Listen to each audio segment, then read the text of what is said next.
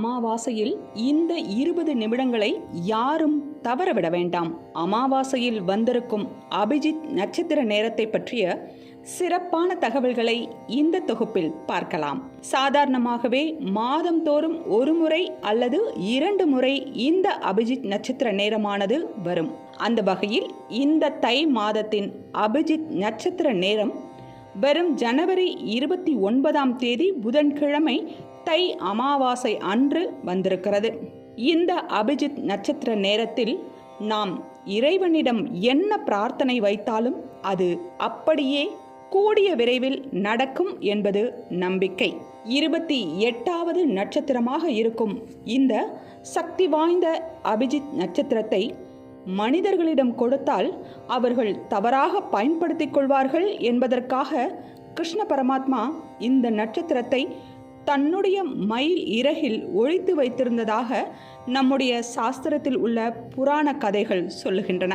உத்திராடம் மற்றும் திருவோணம் நட்சத்திரத்திற்கு இடைப்பட்ட 20 நிமிட காலத்தை தான் அபிஜித் நட்சத்திர நேரம் என்று சொல்லுகிறோம்.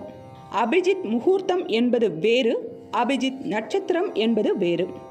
அபிஜித் முகூர்த்தம் என்பது தினம்தோறும் மதியம் 11:45 மணி முதல் 12:15 மணி வரை இருக்கக்கூடிய காலகட்டத்தை தான் அபிஜித் முகூர்த்த நேரம் என்று சொல்லுவார்கள்.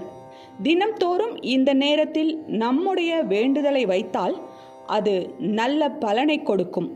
ஆனால் அதைவிட சக்தி வாய்ந்ததுதான் இந்த அபிஜித் நட்சத்திர நேரம்.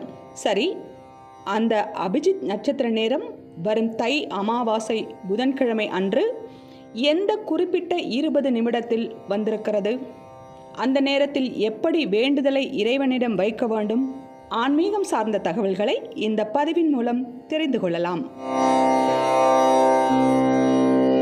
ஜனவரி 29ஆம் தேதி புதன்கிழமை காலை 8 மணியிலிருந்து 8:32 மணி வரை இருக்கிறது.